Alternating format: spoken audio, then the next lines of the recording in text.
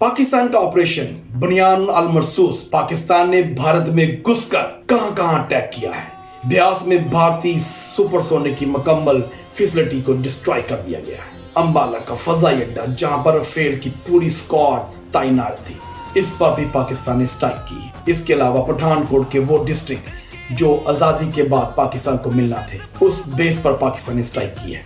इधर अदमपुर हमने मुकम्मल तौर पर स्ट्राइक की है। पंजाब में अदमपुर जहां पर S-400 मिसाइल सिस्टम तैनात था इंडिया का, हमने मुकम्मल तौर पर तबाह और बर्बाद कर दिया है। इंडियन मीडिया की क्रेडिबिलिटी का अंदाजा इससे लगाया जा सकता है कि इंडिया के अपने लोग अपने मीडिया पर यकीन नहीं रखते। इंडियन मीडिया के मुताबिक इंडियन नेवी ने लाहौर में कब्जा कर लिया था। इस वक्त भारतीय राजधानी दिल्ली पर पाकिस्तान के ड्रोन मंडला रहे हैं। श्रीनगर के ऊपर पाकिस्तानी ड्रोन मंडला रहे हैं। चंडीगढ़ की बेस को टारगेट किया गया। नो माय फ्रेंड, इस वक्त हम इंडिया से जंग जीत चुके हैं। जंग रवायती हो या कन्वेंशनल, हम जीत चुके हैं। ये एक ऐसी जंग थी जिसको किताबों में इस तरह पढ़ाया जाएगा। 65 और 72 की जंग के बाद सन 2025 में पाकिस्तान और इंडिया के दरमियान में बहुत बड़ी जंग का मार्का हुआ और जिसमें पाकिस्तान फातेह पाया। नस्रुम मिनल्लाहि फतहुन करीब।